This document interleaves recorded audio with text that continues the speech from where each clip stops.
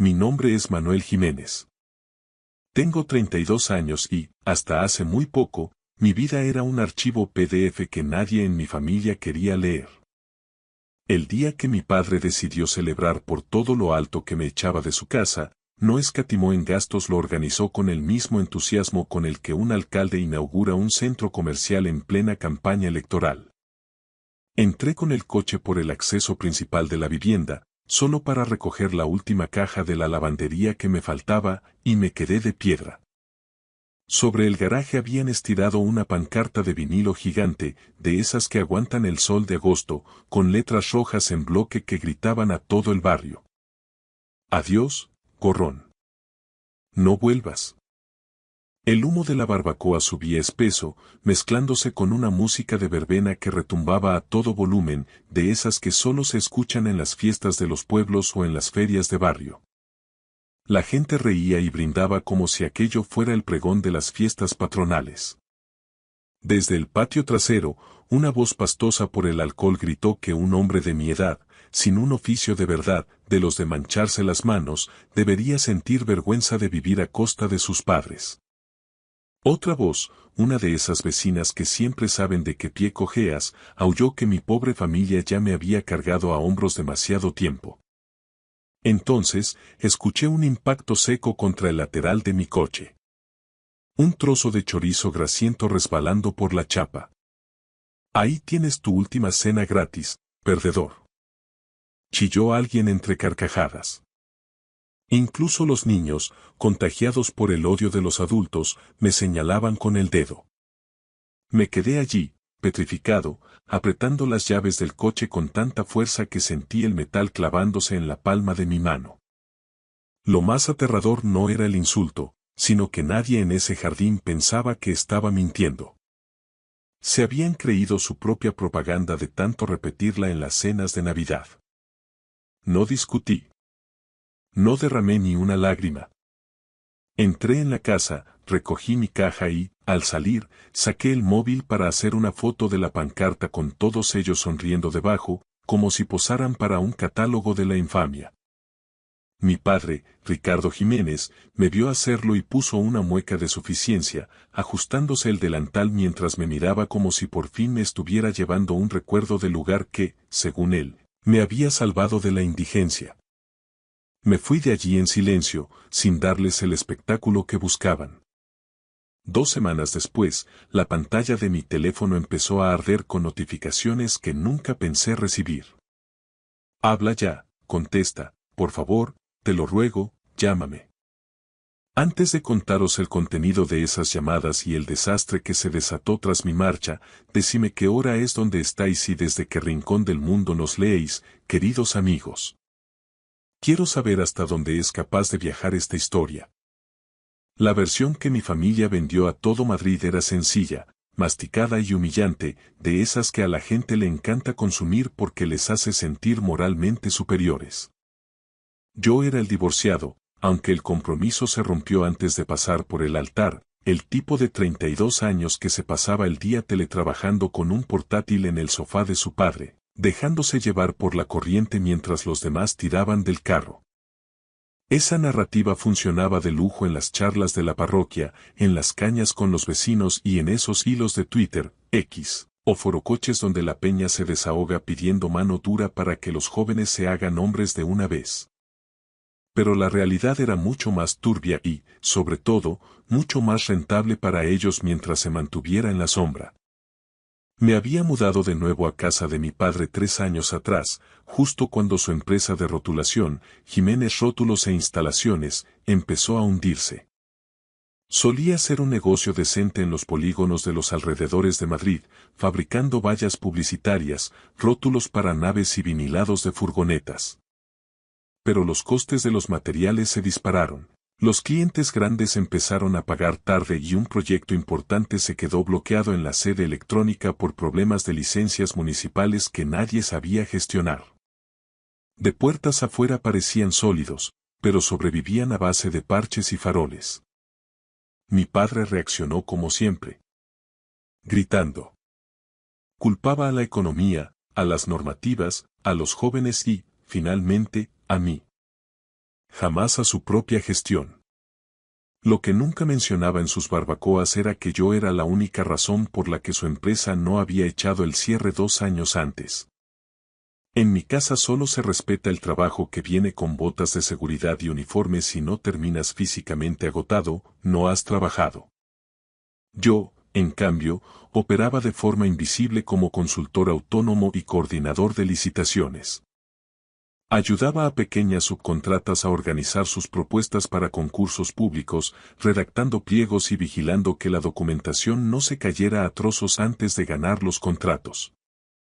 Me pagaban bien porque nadie quiere fregar los platos del papeleo administrativo, y yo se me daba bien ver el desastre antes de que ocurriera.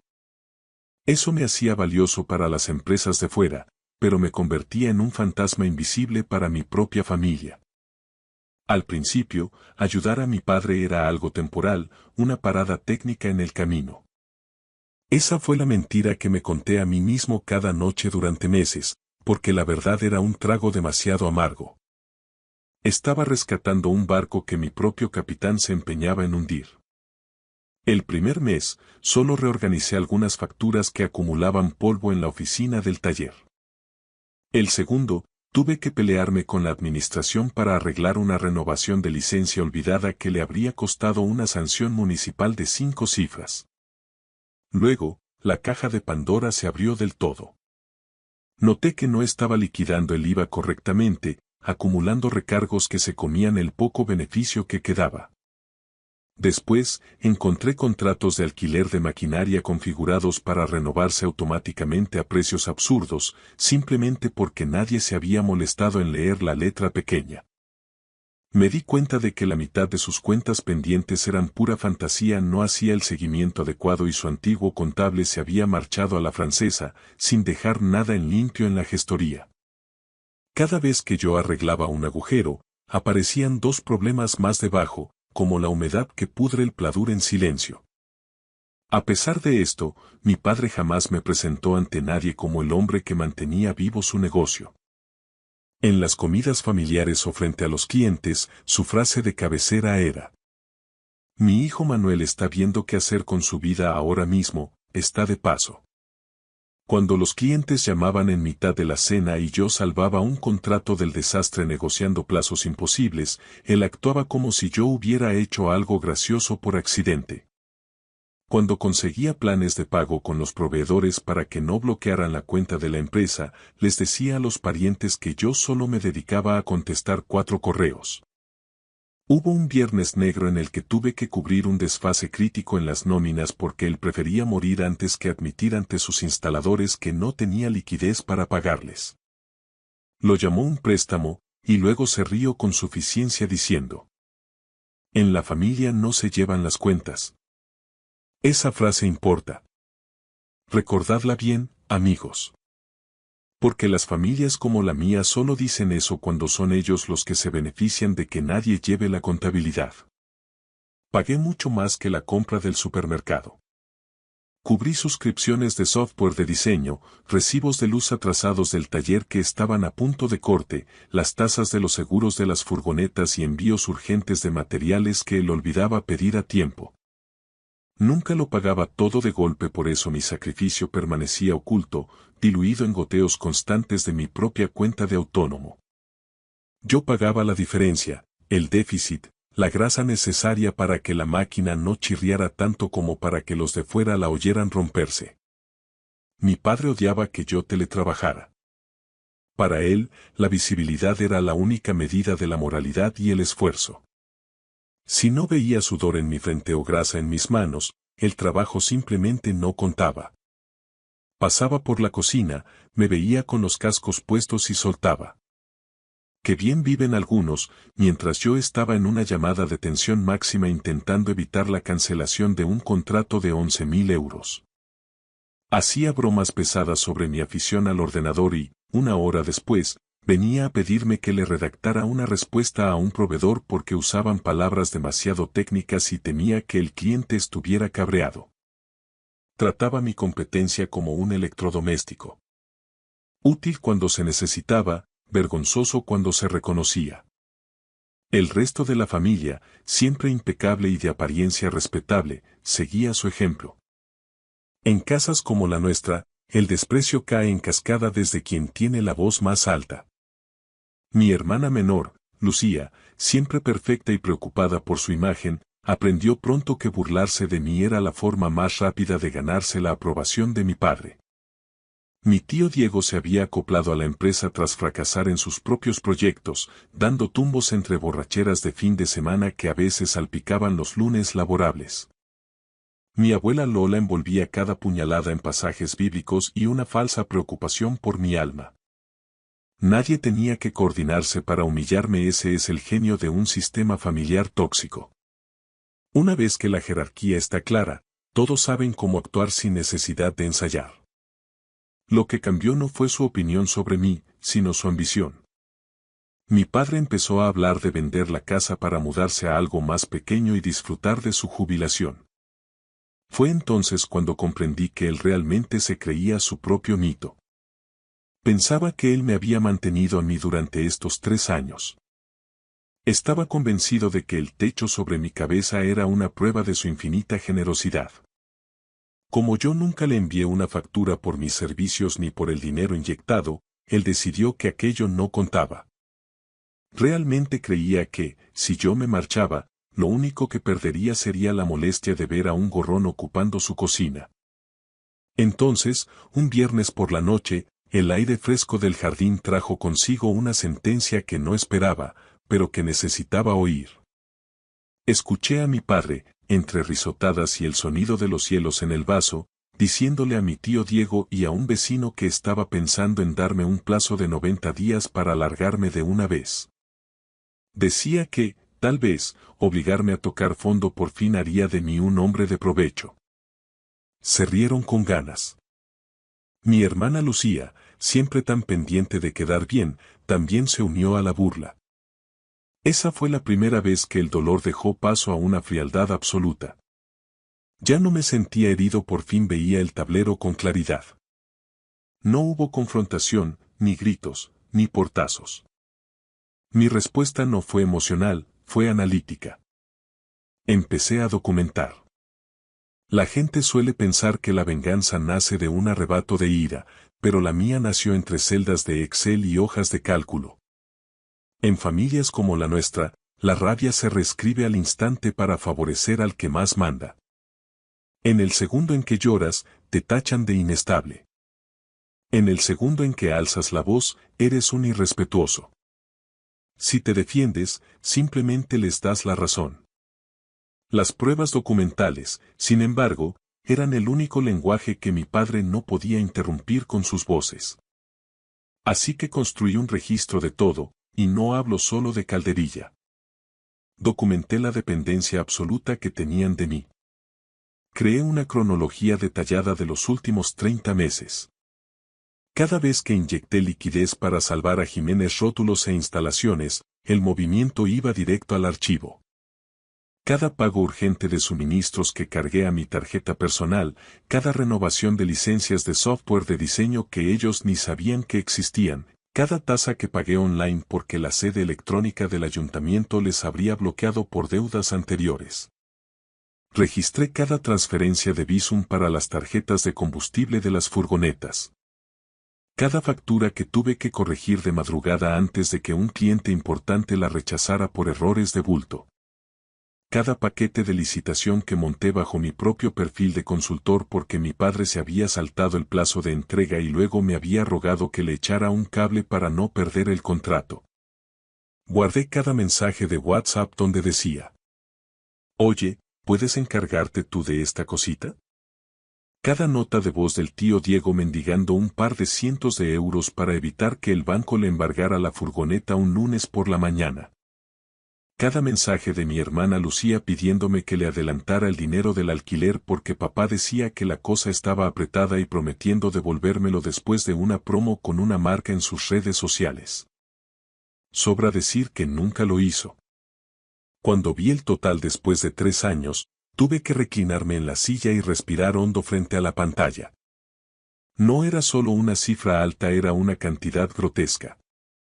Solo el apoyo directo a la empresa superaba los 112.000 euros, contando el dinero contante y sonante y las pérdidas catastróficas que evité gracias a mi gestión. El apoyo personal a los caprichos de la familia elevaba la cifra a niveles absurdos. Es difícil calcular el valor de evitar que un negocio familiar se ahogue en su propia estupidez administrativa o el de detectar un aviso de Hacienda antes de que el Estado congele hasta la última cuenta. Cada cena tranquila que disfrutaron salió de alguien que se quedaba despierto hasta las 3 de la mañana arreglando lo que ellos rompían por pura negligencia. Aún así, imprimí los números. Por esa misma época, me llegó una oferta de un cliente habitual de Barcelona. No era un puesto fijo tradicional, pero era un contrato de larga duración con la estabilidad suficiente para mudarme, alquilar mi propio espacio y dejar de construir mi futuro rodeado de personas que solo me querían cuando era útil y, sobre todo, invisible. Firmé el contrato y di la señal para un apartamento de un dormitorio en las afueras, un sitio modesto pero mío. No se lo dije a nadie. Alquilé un guardamuebles cerca de la autovía y empecé a sacar mis pertenencias por lotes, de forma tan gradual que nadie en casa se percató del vacío. Ropa de invierno una semana, libros la siguiente. El equipo de cocina que yo mismo había pagado. Incluso el monitor profesional de alta gama que mi padre probablemente pensaba que había aparecido por arte de magia en mi escritorio. Quizá parezca algo calculado y frío, lo era. Cuando creces en un entorno donde cada límite personal se convierte en un debate agotador, el secreto deja de ser deshonestidad para convertirse en oxígeno puro. Mi padre se me adelantó con su discurso formal de desalojo por apenas 6 días. Me acorraló en la cocina un martes por la mañana, mientras yo revisaba unos documentos de cumplimiento de proveedores. Me dijo que me quería fuera para finales de mes. Usó ese tono engolado de quien espera un aplauso por su propia crueldad. Dijo que lo hacía por mi bien, porque me quería lo suficiente como para dejar de consentirme. Aseguró que ningún hombre respetable respetaría jamás a un tipo que se apoya en su padre a los 32 años. Dijo que le daba vergüenza que los clientes pasaran por la calle y vieran mi coche aparcado allí durante el día. Sentenció que necesitaba un trabajo de verdad, mi propio sitio y un buen choque de realidad. Le miré a los ojos y le hice una sola pregunta. ¿Quieres que me vaya sin más, o quieres tener público cuando lo haga?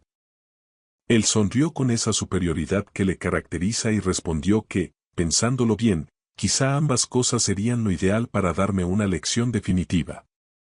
Ese habría sido el momento ideal para soltarlo todo, para lanzarle las cifras a la cara y ver cómo se le desencajaba la mandíbula. Habría sido gloriosamente satisfactorio durante unos 10 segundos, pero he pasado años estudiando el mecanismo que mueve a mi padre. Ricardo Jiménez es un superviviente profesional de la realidad. Puede esquivar cualquier hecho si lo escucha en privado. Lo habría reformulado todo, me habría llamado dramático o resentido y, para el almuerzo del domingo, su versión oficial sería que el inestable Manuel intentó chantajearlo después de que él, con todo su amor paternal, lo animara a valerse por sí mismo. No. Si la verdad iba a calar de verdad, necesitaba testigos. O mejor aún, consecuencias tangibles. Me dio de plazo hasta el sábado para despejar mi habitación. Asentí con la cabeza, fingiendo la sumisión de un hombre demasiado avergonzado para discutir. Lo que hice en realidad fue terminar de trasladar todo lo valioso al guardamuebles para el jueves por la noche. El viernes, mientras la casa dormía, ejecuté el apagón. Cancelé los últimos pagos automáticos de respaldo que había vinculado silenciosamente a los suministros de la empresa y a las cuentas de servicios básicos. Eliminé mi tarjeta de crédito profesional del portal de proveedores y envié una notificación formal a la central de suministros advirtiendo que, a partir de ese momento, cualquier pedido de emergencia requeriría la aprobación manual y el pago inmediato de la dirección. También hice algo pequeño pero letal. Envié 2 borradores de facturas vencidas a clientes importantes desde el correo de la empresa, tal y como mi padre me había pedido días antes. Pero esta vez no suavicé el lenguaje, no corregí las faltas de ortografía ni le hice parecer un empresario competente. Simplemente reenvié lo que él me había dictado palabra por palabra, con toda su soberbia y sus formas toscas. Es increíble lo rápido que se evapora el respeto de un cliente cuando tiene que escuchar al dueño de la empresa sin un traductor que le limpie la imagen. El sábado por la tarde volvía por la última caja y me encontré con la barbacoa del infierno. Más tarde, los amigos me preguntarían si la pancarta me había sorprendido. Sinceramente, no. Aquel vinilo gigante era solo honestidad con ojales metálicos. Decía la verdad sobre cómo habían hablado de mí durante años a mis espaldas. Adiós, gorrón. No vuelvas. Aquello no era una crueldad inventada para una fiesta de tarde, era la declaración de principios de la familia Jiménez, finalmente impresa en gran formato para que todos los vecinos del barrio pudieran leerla desde sus ventanas. El borracho que gritaba en el patio era mi tío Diego, sudando a través de una camisa de pesca impecable pero mal ajustada, agitando una botella de cerveza como si estuviera dando un sermón desde un púlpito. Mi hermana Lucía estaba cerca de la parrilla, con sus pantalones cortos de marca y el maquillaje completo, grabando ya fragmentos de la fiesta para sus historias de Instagram. La humillación ajena siempre es más divertida cuando puedes editarla con una canción de tendencia y un filtro de luz cálida. Mi abuela Lola observaba desde su silla bajo la sombrilla, con esa expresión de desdén que reserva para cuando se practica la maldad en nombre de la rectitud moral. Mi padre llevaba un delantal que decía jefe de la parrilla, como si el universo le hubiera validado personalmente. Me vio pararme en la entrada y extendió los brazos, teatral, como si me estuviera dando la bienvenida a mi propio funeral. Mirad quién viene por fin a reclamar su basura, anunció en voz alta. Las vecinas, esas que siempre van impecables a misa y a las reuniones de la comunidad, se rieron. Ese tipo de crueldad se siente mucho más segura cuando viene envuelta en luz solar, urbanizaciones de clase media y guarniciones de ensaladilla rusa. Pasé junto a todos ellos directo a la lavandería. Allí, mi última caja tenía una nota escrita con rotulador negro que decía: Kit de inicio. Dentro habían dejado toallitas para la secadora, unos fideos instantáneos de marca blanca, un rollo de bolsas de basura a medio usar y una lista impresa de complejos de apartamentos baratos en las afueras. Era como si estuvieran haciendo caridad con un animal callejero al que acabaran de atrapar bajo el porche. Estuve a punto de reaccionar, no por dolor, sino porque la puesta en escena era estúpidamente teatral. Cuando volví a salir con la caja, el tío Diego ya estaba gritando sobre cómo mi pobre madre se avergonzaría si pudiera ver en qué me había convertido. Mi madre llevaba muerta 9 años, él sabía exactamente dónde clavar el puñal para que sangrara más. Fue entonces cuando Lucía lanzó aquel trozo de chorizo y todos aullaron de risa. Mi padre no movió un dedo para detenerlo. Ese silencio suyo importó más que todos los insultos anteriores. El liderazgo en una familia tóxica es, a menudo, solo la estructura de permisos que el jefe otorga para que los demás sean crueles. Metí la caja en el maletero, levanté el teléfono y saqué la foto de la pancarta con ellos debajo. Mi padre me gritó desde la parrilla: ¿Qué haces? ¿Recogiendo pruebas para tu psicólogo? Lo miré directamente a los ojos, con una calma que pareció inquietarlo, y dije mis únicas palabras del día. No, papá. Esto es para luego. Y me largué de allí. El silencio es algo aterrador cuando la gente está acostumbrada a que tu trabajo, tu perdón y tu disponibilidad lleguen siempre que ellos chasquean los dedos. Los primeros 3 días después de mi marcha, el silencio fue absoluto. Nadie llamó porque, en su mundo, ellos habían ganado la batalla. Así es como funciona la prepotencia. Confunde la ausencia con la rendición, justo hasta que los engranajes de la máquina empiezan a chirriar por falta de aceite. La primera grieta seria apareció el lunes por la tarde, justo cuando terminaba de instalar mi escritorio en el nuevo apartamento.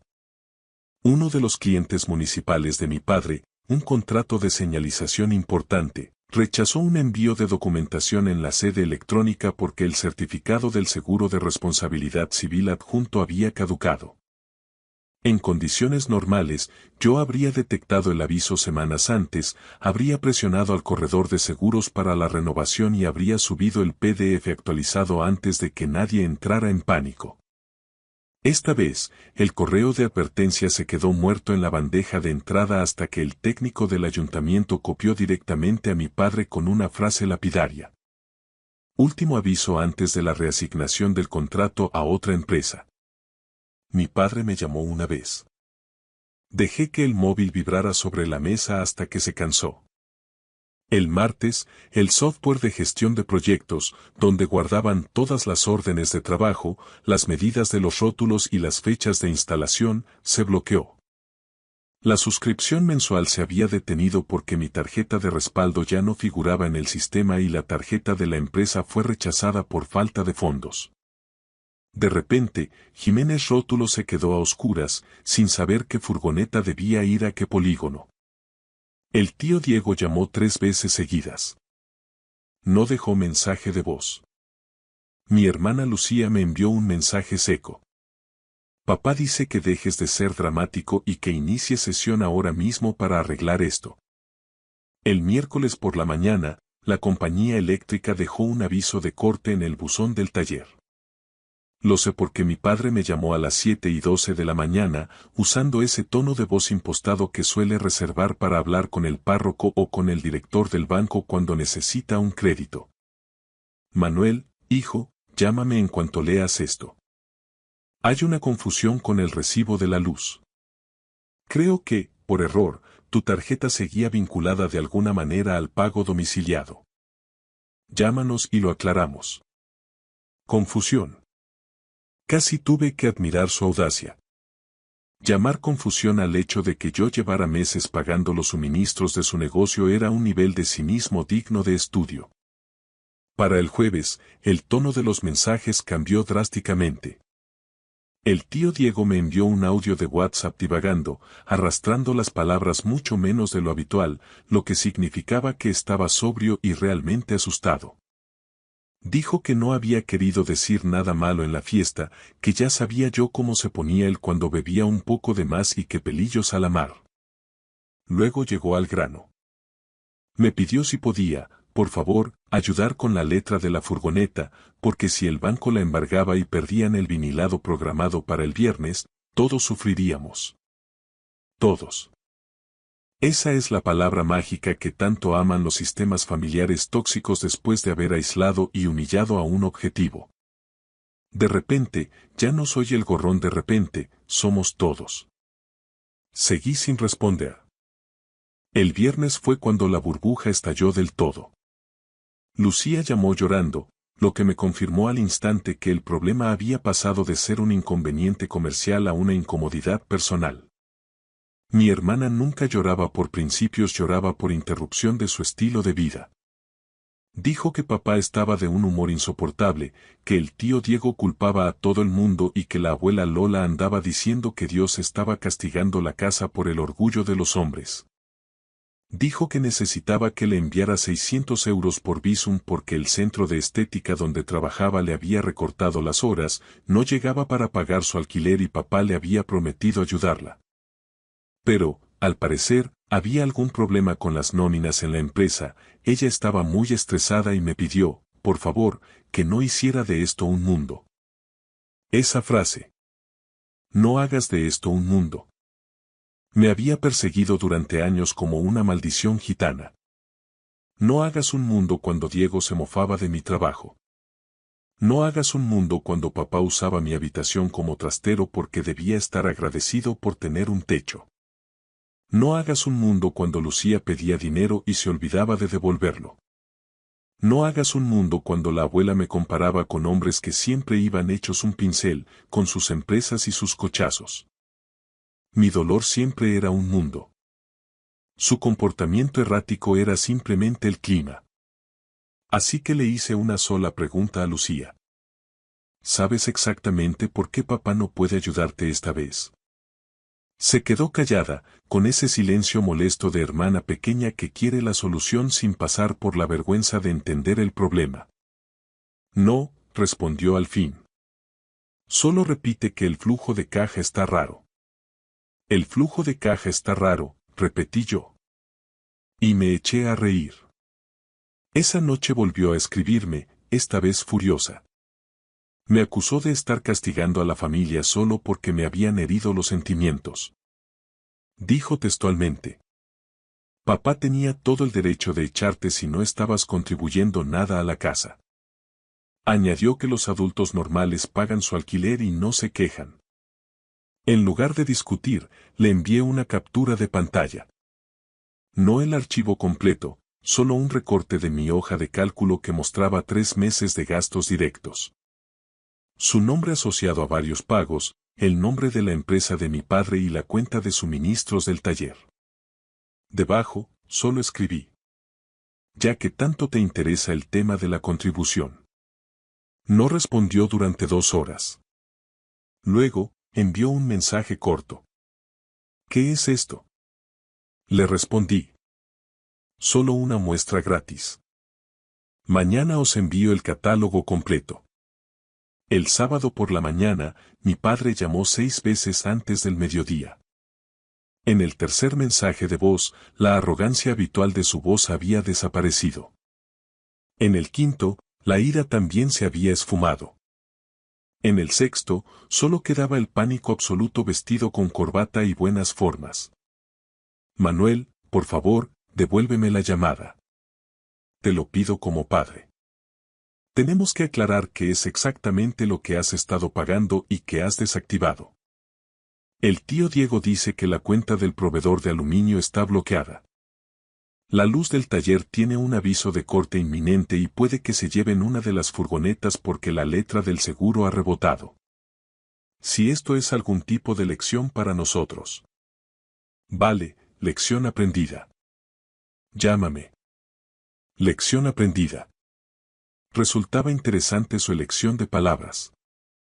Ni un lo siento, ni un nos equivocamos. Solo el lenguaje gerencial de un hombre que acaba de descubrir que su infraestructura invisible tenía sentimientos y, sobre todo, un límite. Esa tarde hice algo que había imaginado de 1000 maneras distintas a lo largo de los últimos 3 años. Preparé un dossier. Nada dramático, nada que pareciera un ataque de despecho. Quería algo limpio, profesional, incontestable. 31 páginas con su portada, su cronología detallada, importes con céntimos, capturas de pantalla de las transferencias, referencias de pago y notas sobre mis intervenciones de emergencia en la sede electrónica. Creé secciones separadas para los gastos directos de la empresa, el apoyo al mantenimiento del hogar, las transferencias por Bizum a familiares y una valoración conservadora de mi trabajo administrativo no pagado. Al final, incluí la foto. La pancarta de la fiesta estirada sobre el garaje con toda mi familia brindando debajo. Imprimí 2 copias en papel de alto gramaje, una para mí y otra para quien necesitara enfrentarse a la verdad. No planeaba enviarla todavía, pero la vida tiene un sentido de la oportunidad muy especial cuando la gente está cavando su propia fosa. Ese domingo, después de la misa de 12, mi abuela Lola me dejó un mensaje de voz tan cargado de falso misticismo que casi podía olerse el incienso. Dijo que la amargura envenenaría mi alma. Dijo: tu padre puede haber hablado con dureza, pero estaba bajo mucha presión y deberías tener compasión cristiana. Añadió que humillar a la propia sangre por un puñado de euros era algo poco caballeroso. Sentenció con una frase que me hizo sonreír. Si realmente hubieras sido generoso, Manuel, no estarías llevando la cuenta. La llamé de vuelta. No porque quisiera discutir con una anciana, sino porque necesitaba un testigo de peso. Tienes razón, abuela, le dije con calma. La generosidad no lleva la cuenta. Pero la contabilidad y la supervivencia, sí. Escuché cómo inhalaba profundamente al otro lado de la línea, escandalizada. Abuela, continué, si te envío las pruebas de que papá y el tío Diego me han estado usando como un banco personal para mantener a flote un negocio quebrado mientras me llamaban gorrón delante de todo el barrio. ¿Dirás la verdad por una vez, o también llamarás a eso falta de honor? No respondió. Su silencio fue la respuesta más honesta que me había dado en años. Una hora más tarde, mi padre envió un mensaje de apenas 3 palabras. Habla ahora, por favor. Respondí con una sola línea. Mañana, mediodía, lugar público. Él contraatacó al instante. En casa. Me quedé mirando la pantalla y sentí como algo terminaba de encajar en mi interior. No, escribí de vuelta. Querías público cuando me echaron. Ahora tendrás público cuando preguntes por qué la luz no se enciende. Nos reunimos el lunes en una cafetería de esas que hay junto a la autovía, donde desayunan los camioneros y los viajantes, un sitio donde a nadie le importa si un hombre parece no haber dormido en 3 días. Llegó 10 minutos antes. Lo supe porque, cuando aparqué, su furgoneta, la que yo había salvado del embargo, ya estaba allí, mal estacionada, como si hubiera entrado con demasiada prisa. El tío Diego estaba con él. Por supuesto. Los hombres como mi tío solo creen que las cosas van en serio cuando hay otro hombre presente para absorber el impacto del golpe. Ninguno de los dos pidió nada para comer, solo 2 cafés solos que se quedaron enfriándose sobre la mesa. Puse el dossier delante de ellos. Mi padre lo miró como si aquel montón de folios fuera a insultarlo en voz alta. ¿Qué es esto?, preguntó, intentando recuperar su tono de mando. Deslicé el documento hacia él. La diferencia entre tu historia y la realidad, papá. Abrió el dossier con la suficiencia de quien espera leer tonterías de un hijo resentido. Esa confianza le duró exactamente 10 segundos. Sus ojos bajaron al total final de la primera página y luego volvieron a mí, como si el número mismo fuera una ofensa personal. Diego se asomó por encima de su hombro, leyó la cifra y murmuró un madre mía entre dientes, palideciendo al instante. Lo había organizado todo para que no hubiera espacio para el teatro familiar. Primero, el total del apoyo directo durante 30 meses. Luego, el desglose. Los suministros de Jiménez, rótulos que cubrí con mi tarjeta, las transferencias personales para que Lucía no perdiera su piso, las sanciones de Hacienda que evité y, finalmente, una estimación de mi sueldo como gestor que nunca cobré. Al final, la foto de la barbacoa. Sin discursos, sin gritos, solo hechos impresos. Mi padre pasó una página con tanta fuerza que casi la rasga. Esto es ridículo. Lo estás inflando todo para hacernos quedar mal. Ah, sí.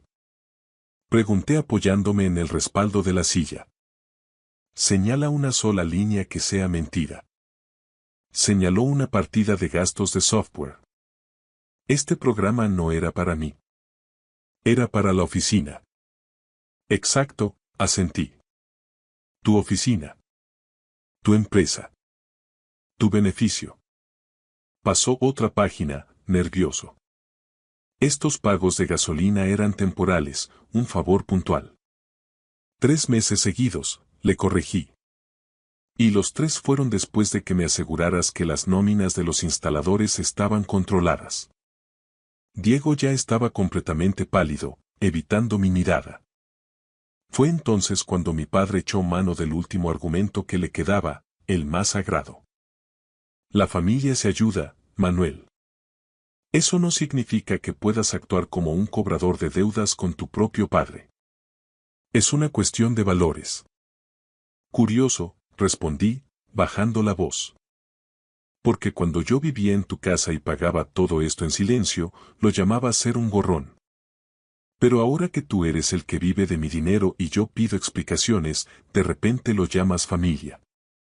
Manuel, escucha, hijo, intervino el tío Diego, tratando de recuperar ese tono de tío enrollado que usa para suavizar sus desastres. Las cosas se dijeron al calor del momento, ya sabes cómo son estas celebraciones. Esa pancarta. No fue más que una broma pesada, un malentendido entre hombres. Sabes perfectamente cómo es tu padre de impulsivo. Lo sé perfectamente, Diego, respondí, clavando mi mirada en la suya hasta que bajó los ojos. Sé que es el tipo de hombre que organiza una fiesta comunitaria para humillar a su hijo ante todo el barrio, mientras ese mismo hijo está pagando el alquiler de la furgoneta con la que él ha venido hoy aquí. Por cierto, ¿ya has pasado por el banco esta mañana? Porque el lunes devolví el último recibo del seguro que tenías domiciliado en mi cuenta de autónomo. Diego se quedó mudo, abriendo la boca sin que saliera sonido alguno. Mi padre cerró el dossier con un golpe seco, como si quisiera aplastar los números que gritaban su incompetencia. Su cara estaba roja, pero ya no era aquel rojo encendido de la barbacoa y el vino era una mezcla pastosa de vergüenza y puro cálculo de supervivencia. ¿Qué es lo que buscas con todo esto, Manuel? Preguntó mi padre con la voz quebrada. ¿Dinero? Sabes perfectamente que ahora mismo la empresa está en una situación que no puedo. No quiero tu dinero, papá. Sé de sobra que no lo tienes. Nunca lo has tenido realmente, solo has tenido mi sueldo camuflado en tus balances para que no saltaran las alarmas de los bancos. Lo que quiero es que leas la última página del dossier. La última. Pasó la hoja con dedos temblorosos. Era la foto de la fiesta, la que saqué antes de irme, pero con una anotación técnica detallada debajo. En ella desglosaba el coste real de cada elemento de aquella celebración. La carne de la carnicería del polígono, las cajas de cerveza, hasta el coste de impresión de la propia pancarta de vinilo. Todo cargado a la cuenta de gastos que yo alimentaba con el préstamo de emergencia que nunca se dignó a devolverme. Se habían comido mi dinero mientras brindaban por mi marcha. He enviado una copia digital de este documento a la gestoría y al nuevo contable que estás intentando contratar, dije con una calma que me sorprendió a mí mismo. Y mañana, si no recibo una disculpa pública y detallada en el mismo grupo de Facebook y en el chat del barrio donde me llamaste lastre y gorrón, enviaré este PDF a todos y cada uno de los vecinos que estuvieron en esa barbacoa. Quiero que sepan exactamente quién pagó los filetes que se comieron mientras me insultaban por no tener un oficio de verdad. Mi padre guardó un silencio sepulcral. Por primera vez en mis 32 años de vida, lo vi pequeño. La jerarquía se había invertido por completo en aquella mesa de cafetería barata. El dueño del cortijo acababa de darse cuenta de que el tejado que creía haber construido con su sudor siempre había sido sostenido por los hombros del hijo al que despreciaba por trabajar sentado frente a una pantalla. No puedes hacernos esto, Manuel, susurró, casi sin aire. Somos tu familia. Somos los tuyos. La familia de verdad no necesita que uno de sus miembros se sienta pequeño para que los demás parezcan grandes. Eso no es amor, papá. Eso es un parásito buscando un huésped. Me levanté sin hacer ruido, dejé el dossier original sobre la mesa como quien deja una sentencia firme y salí de la cafetería hacia la luz del mediodía. No miré atrás ni una sola vez. 2 semanas después, el negocio de Jiménez Rótulos e Instalaciones entró oficialmente en concurso de acreedores. Sin mi gestión invisible, sin mis adelantos de efectivo y, sobre todo, sin mi capacidad para anticipar los desastres administrativos antes de que llegaran las multas, la realidad los golpeó como un muro de hormigón a 100 kilómetros por hora. Mi padre intentó llamarme una última vez, con la voz rota, para pedirme que volviera a casa a salvar lo nuestro, como si todavía existiera un nosotros. No contesté. A veces, la mejor forma de ayudar a alguien a hacerse un hombre, como él decía, es dejar que sea él quien pague sus propias facturas. Queridos amigos, así termina la historia del gorrón que resultó ser el cimiento de la casa. Gracias por acompañarme en este viaje desde cada rincón del mundo. La contabilidad, por fin, está cerrada. Gracias por escuchar la historia hasta el final. Dale like y deja un comentario. Suscríbete al canal y activa la campana para no perderte la próxima historia. Les deseo todo lo mejor. La lluvia de Madrid no había dado tregua desde la mañana, convirtiendo la capital en un laberinto de asfalto brillante y reflejos de neón. Conducía a pesar de todo, con los limpiaparabrisas marcando un ritmo frenético contra el cristal que coincidía con la inquietud que golpeaba mi pecho. Necesitaba ver a Vanessa, hablar con ella, sentirme conectado a algo tangible, a cualquier asidero que no me recordara que mi hija llevaba desaparecida 6 meses y 3 días exactos. La torre de cristal se alzaba en el complejo de las 4 torres como un monolito de acero y soberbia contra el cielo plomizo de noviembre. 50 plantas de vidrio y pura ambición. Inmobiliaria Ruiz ocupaba la planta 28 desde hacía 18 años, era nuestro buque insignia. Había levantado esta empresa desde cero, ladrillo a ladrillo, con mi difunta esposa, Victoria. Ahora, caminar por sus pasillos alfombrados me hacía sentir como un intruso en el sueño de otra persona. Aparqué en mi plaza reservada del sótano y subí en el ascensor, apenas notando el zumbido familiar de la maquinaria o el suave timbre de cortesía en cada piso. Mi mente estaba en otra parte. Llevaba en otra parte desde aquel fatídico 15 de abril. Desde el día en que el coche de Natalie fue encontrado abandonado cerca de una pista forestal en la Sierra de Guadarrama, con las puertas abiertas y las llaves puestas en el contacto. Ni un rastro, ni una pista, ni una huella de mi hija por ninguna parte. Las puertas del ascensor se abrieron en la planta 28. Nuestra recepción era todo madera de nogal y una elegancia contenida, un diseño que Victoria había supervisado personalmente años atrás. Lola Castro levantó la vista desde detrás del mostrador curvo, su sonrisa profesional, siempre impecable, flaqueó ligeramente al verme aparecer sin previo aviso. Señor Ruiz, dijo con esa voz cautelosa que todo el mundo usaba conmigo últimamente. No le esperaba hoy por la oficina. ¿Está Vanessa? Pregunté, esforzándome por mantener un tono ligero, casi casual. Últimamente, todos me hablaban como si fuera de cristal, midiendo cada sílaba, como si al decir algo mínimamente incorrecto fuera a romperme en 1000 pedazos frente a ellos. Lola consultó la pantalla de su terminal. Está con un cliente ahora mismo, en una reunión de consultoría de diseño. Le quedan unos 20 minutos, hizo una pausa incómoda. ¿Quiere que le avise de que está usted aquí? Negué con la cabeza, forzando una media sonrisa. No hace falta, Lola. Esperaré en su despacho. Tenía una llave propia. Vanessa me la había entregado hacía 6 meses, justo después de casarnos en una ceremonia íntima. Siempre eres bienvenido en mi espacio, me había susurrado mientras presionaba la pequeña llave de plata contra mi palma. En aquel momento, el gesto me pareció una muestra de confianza absoluta y entrega. Ahora, recorriendo el pasillo hacia su despacho de la esquina, no estaba seguro de que era exactamente lo que sentía. Abrí la puerta y entré. El despacho de Vanessa era el reverso de mi propia oficina. Era cálido, acogedor, lleno de texturas suaves y obras de arte contemporáneo seleccionadas con un gusto exquisito. Un enorme escritorio de caoba se situaba estratégicamente bajo los ventanales que ofrecían una panorámica privilegiada de la Castellana. En los días despejados, desde aquí se podían ver las cumbres de la sierra. Hoy, sin embargo, solo había una niebla densa que lo devoraba todo. Me dejé caer en una de las sillas de cuero frente a su mesa, intentando sacudirme el frío que se había instalado en mis huesos.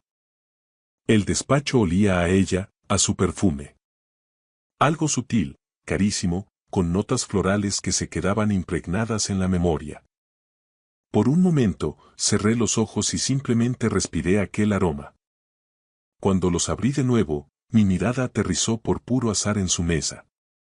Estaba inmaculada, como era habitual en ella.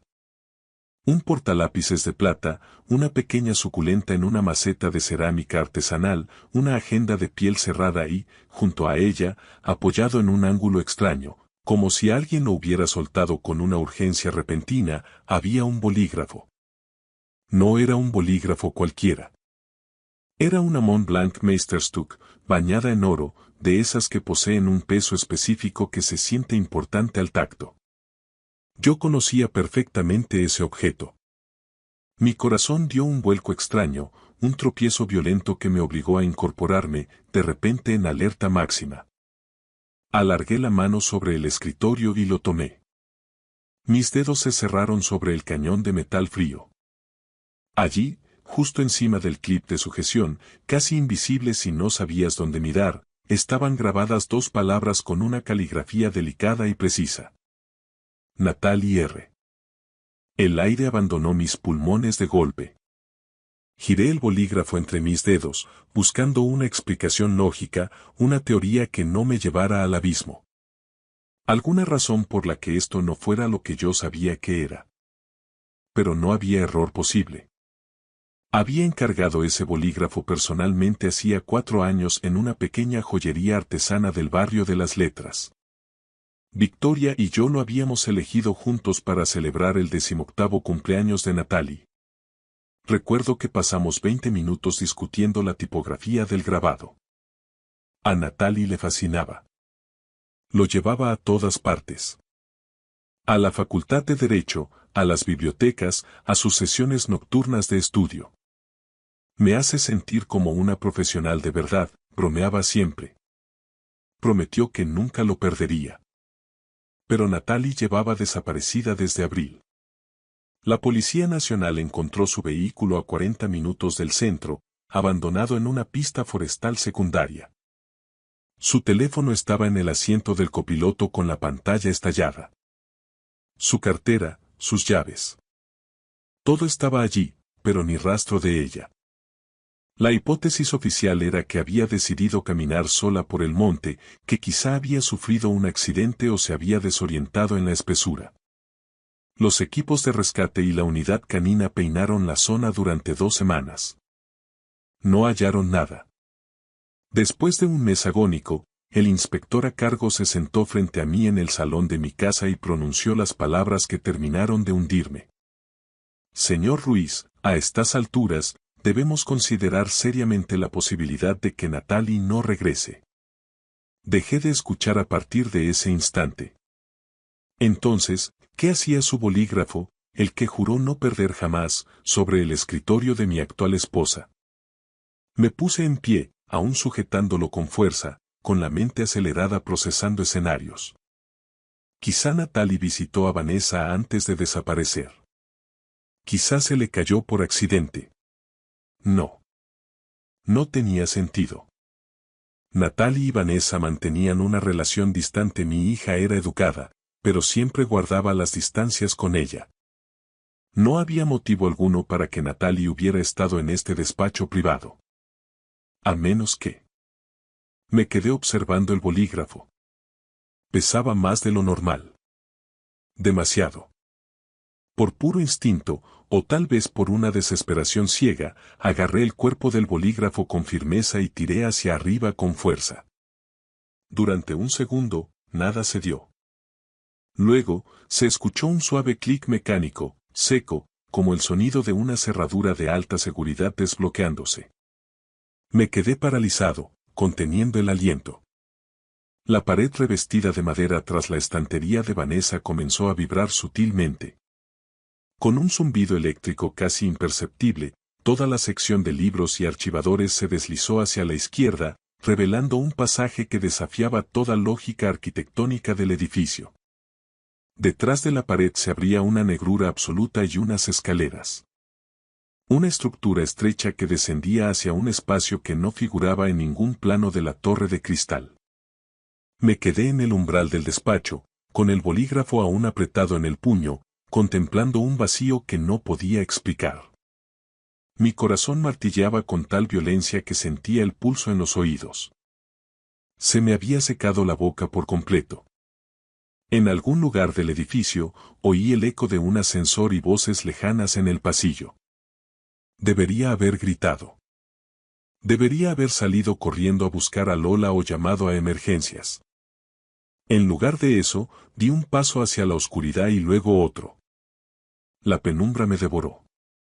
El aire cambió drásticamente mientras descendía. Se volvió más gélido, más viciado. Era el tipo de aire que no se ha movido en meses. Tanteé la pared con la mano izquierda, era hormigón rugoso y ligeramente húmedo. La usé como guía para bajar los escalones, que eran estrechos y empinados, diseñados para pasar desapercibidos. Los conté mecánicamente. 10, 15, 20. Al llegar al final, mis ojos tardaron en acostumbrarse a la escasa iluminación. Un único foco LED en el techo bañaba el lugar con un resplandor pálido, casi clínico. Lo que vi ante mí carecía de sentido. Era una estancia de unos 12 metros cuadrados, totalmente recubierta con paneles de espuma de alta densidad. Insonorización profesional. En una esquina, una cama de hospital con una manta gris. Junto a ella, una mesa mínima con botellas de agua y barritas energéticas. Contra la pared opuesta, una nevera pequeña, una puerta que conducía a un aseo improvisado y, en la esquina superior, vigilándolo todo, una cámara de seguridad con una pequeña luz roja que parpadeaba con una cadencia hipnótica. La habitación estaba meticulosamente organizada. Alguien había diseñado esta celda con una frialdad aterradora. Di un paso adelante, y fue entonces cuando reparé en la figura sobre la cama. Estaba acurrucada de costado, dándome la espalda. Pelo oscuro, ahora mucho más largo y apelmazado, hombros delgados que se adivinaban bajo la manta, una mano pálida descansando sobre la almohada. Natalie. Mi voz se quebró al pronunciar su nombre, apenas un hilo de aire. La figura se tensó. Se dio la vuelta con una lentitud agónica, parpadeando ante la luz. Cuando sus ojos se encontraron con los míos, se dilataron por el horror y la incredulidad. Como si estuviera viendo una aparición. Natalie, repetí, y esta vez me lancé hacia ella, cayendo de rodillas junto al camastro. Ella se incorporó apoyada en un codo, estudiándome con la mirada perdida. Su rostro estaba demacrado, con ojeras profundas que parecían hematomas y los pómulos marcados bajo una piel casi traslúcida. Pero era ella. Mi hija. Estaba viva. Papá. La palabra fue un susurro roto, casi inaudible. Alargué la mano para tocarla y ella se estremeció, un reflejo de puro miedo. Pero al notar el calor de mi piel, comprendió que no era un sueño. Se derrumbó sobre mis brazos y comenzó a sollozar de una forma que me desgarró el alma. Eran gritos mudos de socorro acumulados durante meses. La estreché contra mí, acunando su cabeza, sintiendo como mis propias lágrimas empapaban su pelo enredado. «Estás aquí», repetía ella una y otra vez. «Estás aquí de verdad». «Estoy aquí, pequeña. Te tengo. No te voy a soltar». Me aparté solo lo necesario para evaluarla. Estaba débil, con los labios cortados y una palidez que me indicaba que no había visto la luz del sol en medio año. Pero estaba lúcida. «¿Cómo?», preguntó con voz ronca. «¿Cómo has dado conmigo?» «Tu bolígrafo», dije, señalando el objeto que aún sostenía. La Mont Blanc estaba en el despacho de Vanessa. Al tocarla, se abrió el mecanismo. La expresión de Natalie cambió drásticamente. El alivio fue reemplazado por un odio gélido. «Se lo quedó», susurró Natalie. «Se lo quedó como un fetiche, como un recordatorio de su victoria». «Natalie, ¿qué ha pasado? ¿Cómo terminaste aquí? Pensábamos que habías muerto en la sierra». «Me drogó», sentenció Natalie con una firmeza que me heló la sangre. «Fue Vanessa. Aquel 15 de abril me citó para tomar un café, dijo que quería que nos conociéramos mejor, que quería ser una buena madre para mí». Natalie soltó una carcajada amarga. «Fui una estúpida. Accedí a verla aquí, en la oficina, cuando ya no quedaba nadie. Me sirvió una copa de vino y a los 10 minutos el mundo empezó a dar vueltas. Sentí que la mandíbula se me tensaba hasta doler. Vanessa, La mujer con la que compartía mi cama, la que me consolaba cada noche por la pérdida de mi hija, era quien la tenía encerrada bajo sus pies. ¿6 meses? Pregunté, aunque la respuesta me quemaba por dentro. Baja una vez por semana. Me trae suministros, me vigila. Me dice que pronto seré declarada muerta legalmente y que entonces ya no seré un problema para sus planes. La abracé de nuevo, jurándome a mí mismo que Vanessa pagaría por cada segundo de este infierno. Pero ahora, la prioridad absoluta era salir de allí. ¿Puedes caminar? Asintió, aunque sus piernas temblaban como juncos. La ayudé a levantarse, no pesaba prácticamente nada. 6 meses de cautiverio la habían consumido. Te saco de aquí ahora mismo. ¿Y Vanessa? Preguntó con pánico en los ojos. Lo verá todo por la cámara de seguridad. Que mire, dije con un odio que no sabía que poseía. Que sepa que su fetiche la ha traicionado. Vámonos. La guié por las escaleras, sosteniéndola para que no cayera. Cada paso era un triunfo. Al llegar arriba, escuché el eco inconfundible de unos tacones sobre el parqué del despacho principal. El corazón se me detuvo. Vanessa estaba de vuelta. Papá. Natalie intentó hablar, pero le puse un dedo en los labios. Tanteé en la oscuridad del hueco de la escalera hasta encontrar una pequeña palanca de mantenimiento que recordaba haber visto en los planos técnicos. Se abrió una puerta de servicio que daba a un corredor técnico de hormigón. Nos deslizamos por él justo antes de que se cerrara el panel del despacho. El pasillo olía a polvo y humedad. Tenemos que movernos rápido. Al fondo, el montacargas de servicio estaba abierto. Entramos, cerré la verja metálica y pulsé el botón del sótano 3, el de los suministros. El descenso fue eterno. 27, 26, 25. Rezaba para que Vanessa no revisara su monitor en ese preciso instante. Al llegar al garaje subterráneo, la luz fluorescente nos cegó. Mi coche estaba a pocos metros. Casi llevé a Natalie en volandas. Túmbate atrás, le ordené, cubriéndola con mi gabardina. No te muevas hasta que salgamos de aquí. Arranqué el motor y salí del parking intentando mantener una calma que no sentía. Crucé Madrid bajo la lluvia, mirando compulsivamente el retrovisor. No había nadie siguiéndonos, solo el tráfico pesado de la tarde. Conduje hacia el norte, hacia el barrio de El Viso, donde vive Álvaro Pedrosa, el abogado de confianza de mi familia desde hace 2 décadas. Álvaro fue quien gestionó el patrimonio de Victoria y quien me sostuvo en mi peor momento. Era el único en quien podía confiar la vida de mi hija. Llegué a su chalet de ladrillo visto y le envié un mensaje escueto. Emergencia total. Estoy en tu puerta. Segundos después, Álvaro abrió, aún en ropa de casa. Al ver a Natalie, su rostro se volvió de color ceniza. Lucía, su mujer, apareció detrás y soltó un grito ahogado. Entre los dos la llevaron al sofá y la envolvieron en mantas, dándole agua con azúcar para el choque. David, por el amor de Dios. ¿Dónde estaba? Álvaro ya estaba sacando su teléfono. Tengo que llamar a la Policía Nacional y a la Audiencia Nacional, esto es un secuestro de manual. Espera, Álvaro, lo detuve. ¿Hay algo más? Vanessa no ha actuado sola.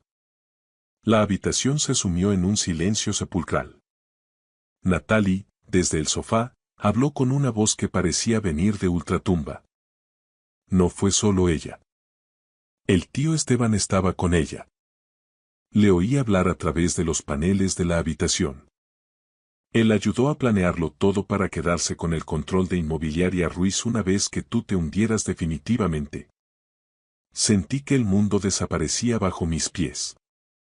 Esteban Barroso, mi socio, mi mejor amigo, el hombre que me entregó el pañuelo en el entierro de mi primera esposa. Álvaro me puso una mano firme en el hombro. David, esto cambia las reglas del juego. Estamos ante una organización criminal.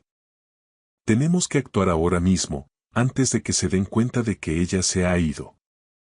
Miré a mi hija, rota pero libre, y supe que la lluvia de Madrid estaba a punto de convertirse en una tormenta que arrasaría con todo. Esa noche, el silencio en el chalet de El Viso era tan pesado como el hormigón de la celda de la que acabábamos de escapar. No dormimos. Álvaro se recluyó en su despacho bajo una nube de humo de café frío, realizando llamadas discretas a antiguos contactos de la Audiencia Nacional y la Fiscalía, mientras consultaba registros mercantiles que solo un abogado con su red de contactos sabía interpretar. Yo me quedé junto a Natalie, que descansaba en una habitación de invitados custodiada por Lucía. El caldo caliente que le habían preparado apenas parecía haberle devuelto el color, pero su mirada seguía fija en la puerta. «Papá», me susurró Natalie antes de que el agotamiento la venciera finalmente, «ten mucho cuidado. Ellos no se detendrán por nada». Esteban solía decirle a ella que tú eras el único obstáculo, el lastre emocional que impedía que Inmobiliaria Ruiz fuera lo que debía ser. Salí al salón de techos altos, donde Álvaro me esperaba rodeado de carpetas y documentos impresos con urgencia. Su expresión, habitualmente imperturbable, era sombría, casi fúnebre. «David, esto es un pozo mucho más profundo y negro de lo que calculamos», dijo, ajustándose las gafas con un gesto cansado. He estado rastreando los movimientos de capital de la empresa de los últimos 5 meses. Esteban ha estado drenando los activos de forma sistemática hacia una cuenta en un paraíso fiscal, una sociedad instrumental con sede en las Islas Caimán. Pero lo que he encontrado sobre Vanessa es lo que debería helarte la sangre. ¿Qué pasa con ella?, pregunté, sintiendo un nudo de bilis en la garganta. Recordé cada beso, cada palabra de aliento que me dio tras la desaparición de mi hija. Investigué su pasado antes de su llegada a Madrid. Se hacía llamar Vanessa, pero su nombre real, según los registros que he logrado triangular con la ayuda de un contacto en Interpol, es Elena Martínez. Estuvo vinculada a 2 casos de fraude matrimonial de alto perfil en Argentina y México. En ambos casos, los maridos fallecieron por causas naturales poco después de haber modificado sus testamentos a favor de ella. Nunca hubo pruebas de cargo suficientes para procesarla, pero el patrón es idéntico. Me desplomé en el sofá de cuero, sintiendo que el suelo desaparecía bajo mis pies. Mi vida entera, mi segundo matrimonio, el supuesto apoyo incondicional para rescatar la empresa tras la muerte de Victoria. Todo había sido una representación coreografiada, una estafa letal de la que yo era el blanco final. Ella no buscaba solo una buena vida, continuó Álvaro, bajando la voz. Quería la empresa limpia de herederos. Si Natalie desaparecía legalmente tras el plazo de ausencia, ¿y tú? Bueno, si tú sufrías un accidente o te quitabas la vida debido a la depresión severa, ella heredaba el control total. Esteban se quedaría con su parte del pastel como gestor y ella desaparecería con el botín. ¿Qué hacemos ahora? Mi voz sonaba gélida, despojada de cualquier rastro de humanidad. El dolor se había cristalizado en una determinación cortante. Si acudimos a la policía local, nos arriesgamos, advirtió Álvaro. Esteban tiene amigos en todas partes, desde la administración hasta las comisarías de distrito. Podrían alertarlos antes de que lleguemos. Necesitamos pruebas físicas irrefutables dentro de esa habitación oculta antes de que tengan oportunidad de limpiarla. Y, sobre todo, necesitamos que ellos confiesen bajo presión. Yo me encargaré, sentencié, poniéndome en pie. Es un suicidio, David. Esteban es un depredador y Vanessa es una profesional del engaño. Han tenido a mi hija en una jaula de hormigón durante 6 meses, respondí, mirándolo fijamente. El peligro ya pasó para mí. Ahora es el turno de ellos de sentir miedo. A la mañana siguiente, Madrid despertó bajo una bruma sucia. Regresé a la torre de cristal con un micrófono oculto y una microcámara en la solapa, conectada en directo a un servidor seguro que Álvaro supervisaba en tiempo real. Entré en el despacho de Vanessa a las 8 de la mañana, cuando el edificio aún bostezaba y el grueso de la plantilla no había llegado. Vanessa ya estaba allí, impecable como siempre en su traje de diseño. Estaba de espaldas, contemplando el horizonte desde el ventanal hacia el Palacio de Comunicaciones en la Plaza de Cibeles. Se giró al oír el clic de la puerta y forzó una de esas sonrisas perfectas que antes me daban paz y ahora me provocaban náuseas físicas. David. ¡Qué sorpresa tan temprano!, dijo, acercándose para depositar un beso de Judas en mi mejilla. Me aparté con un movimiento brusco, casi violento. Te noté extraño ayer en el pasillo, cielo. ¿Estás bien? Te noto muy tenso. He encontrado el bolígrafo, Vanessa, dije, dejando la Mont Blanc de oro sobre el escritorio con un golpe seco que resonó en toda la estancia. El color desapareció de su rostro de forma instantánea, dejando paso a una palidez de cera. Sus ojos, antes cálidos, recorrieron el despacho con una agilidad felina, aterrizando en la estantería que ocultaba el pasaje secreto. No sé. No entiendo de qué me estás hablando, empezó a decir, pero su voz, su herramienta de trabajo, flaqueó por primera vez. No te molestes en actuar más, Elena. Natalie está a salvo. Está bajo custodia policial en este momento, mentí con una convicción absoluta para forzar su colapso. En ese instante, la puerta se abrió de golpe y Esteban Barroso entró en el despacho con su habitual aire de superioridad, portando un café de marca. Se detuvo en seco al notar que el aire en la habitación era irrespirable. ¿Qué ocurre aquí?, preguntó, alternando la mirada entre Vanessa y yo. Lo sabe, Esteban, susurró ella, y su voz ya no era dulce, sino un siseo afilado. Lo sabe absolutamente todo. Esteban dejó el café sobre una mesa auxiliar con una calma perturbadora. Su postura cambió por completo, ya no era el socio leal y el amigo de copas, sino un criminal acorralado que ya no necesitaba fingir. Caminó hacia la puerta, echó el cerrojo y se dio la vuelta. Bueno, David, dijo Esteban con una voz grave y sin emoción. Supongo que esto iba a pasar tarde o temprano. Eres un hombre demasiado sentimental, demasiado débil. Victoria lo era, Natalie lo era.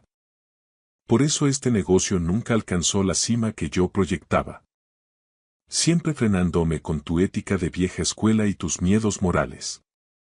¿Por eso la encerrasteis?, pregunté, luchando activamente por no saltar sobre él y apretar su cuello.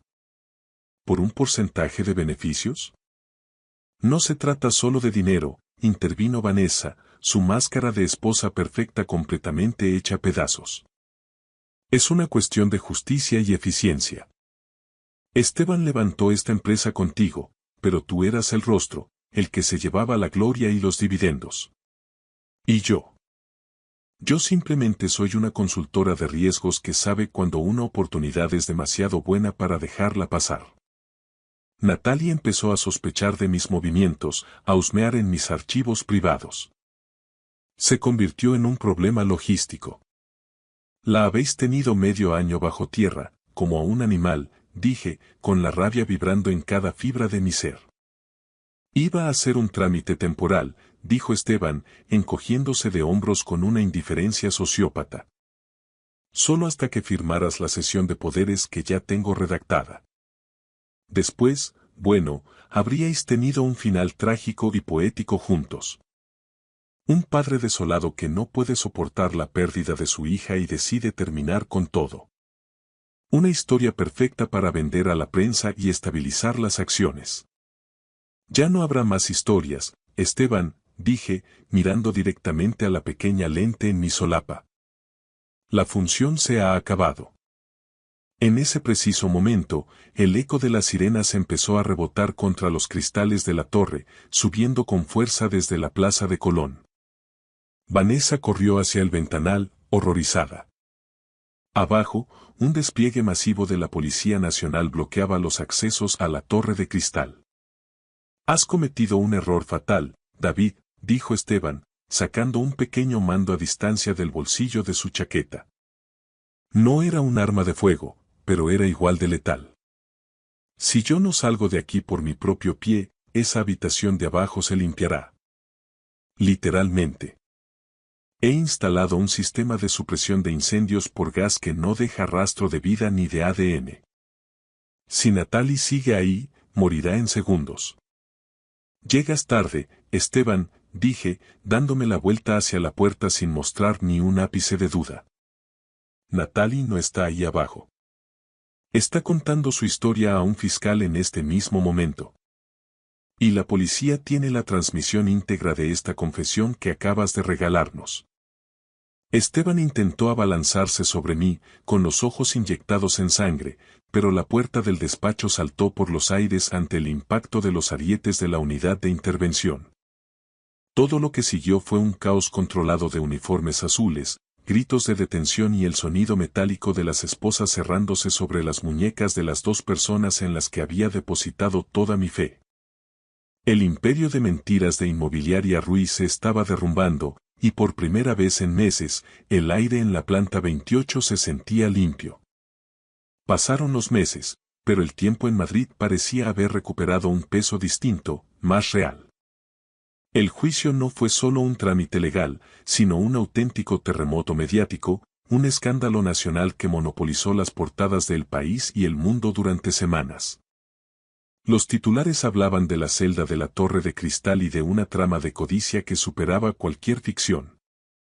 Esteban Barroso y Vanessa, o Elena Martínez, como rezaba su verdadera identidad en el acta judicial de la Audiencia Nacional, fueron condenados a penas máximas.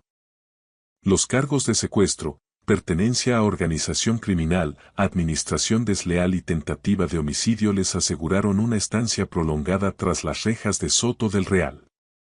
Inmobiliaria Ruiz sobrevivió al seísmo, aunque el precio fue una purga necesaria y dolorosa. Tuve que despedir a gran parte de la directiva y de los mandos intermedios que, por miedo o por una ambición ciega, habían decidido hacer la vista gorda ante las maniobras financieras de Esteban y la presencia constante de Vanessa en áreas restringidas. Sin embargo, el despacho de la planta 28 ya no tenía el mismo significado para mí. Aquellas paredes de vidrio ya no representaban el éxito, sino el eco de un cautiverio que casi me roba lo que más quería. La empresa seguía en pie, pero mi prioridad había dejado de ser el balance de resultados. Hoy es un día inusualmente despejado en Madrid, uno de esos días en los que el azul del cielo parece pintado con una claridad casi irreal. Estoy sentado en una terraza cerca del Parque del Retiro, sintiendo el calor del sol de mediodía en la cara mientras espero. Observo a la gente pasar por la calle de Alcalá, ajenos a la tragedia que casi nos consume, y entonces la veo. Natalie camina hacia mí entre la multitud. Ha recuperado peso y el tono saludable de su piel, su melena oscura vuelve a brillar con intensidad bajo el sol español y, lo más importante de todo, la luz ha regresado finalmente a sus ojos. El camino no ha sido fácil. Todavía sufre pesadillas recurrentes donde las paredes de su habitación se cierran sobre ella, y todavía se estremece de forma instintiva cuando escucha el sonido de un clic mecánico o un zumbido eléctrico. Pero está aquí. Estamos aquí. He pagado un precio muy alto por esta lección de vida. He aprendido que la traición más devastadora no siempre proviene de extraños con intenciones ocultas o enemigos declarados. A veces, la traición se sienta a desayunar contigo cada mañana, te da un beso de buenas noches antes de dormir y tiene la sangre fría de consolarte por las mismas pérdidas que ella misma ha provocado de forma deliberada. Ignoré mis instintos más básicos porque el miedo a la soledad tras la muerte de Victoria fue más fuerte que mi prudencia. Quise creer en una segunda oportunidad, en un nuevo comienzo, de una forma tan desesperada que cerré los ojos voluntariamente ante las evidencias que gritaban frente a mí. Me negué a ver la sombra detrás de la sonrisa de Vanessa. Pero la verdad tiene una forma caprichosa y extraña de salir a la luz, a veces grabada en la superficie de un simple bolígrafo de oro que alguien olvidó sobre un escritorio por un exceso de confianza. Ahora caminamos juntos por el parque, respirando el aire fresco que entra desde los jardines. Ya no hay secretos que guardar, no hay muros ocultos ni habitaciones insonorizadas en nuestras vidas. Solo existe el presente, este momento compartido bajo los árboles centenarios del Retiro.